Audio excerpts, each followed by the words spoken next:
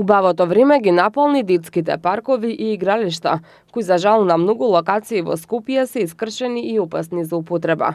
Многу често може да се забележат искршени лизгалки, лулашки и клацкалки. Со цел обезбедување на соодветни услови за престој на децата, дел од општините започнаа проект за обнова на детските игралишта. До сега се реконструирани неколку игралишта во општина Киселавода, а во дел од нив покрај санацијата на постоечките реквизити поставена е нова урбана опрема и нови лулашки за деца.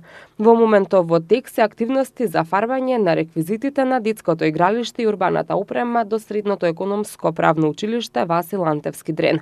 Од општината најавуваат целосна обнова на сите детски и спортски игралишта и апелираат до граѓаните за одговорно однесување, за зачувување на урбаната опрема и умилените игралишта на најмладите. Но не само детските реквизити, во лоша состојба се и чешмите и фонтаните низ општината.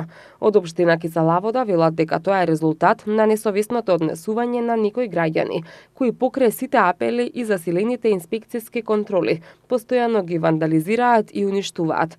Од општината информираат дека во тек е акција за нивна темелна репарација, пошто ќе бидат пуштени во употреба.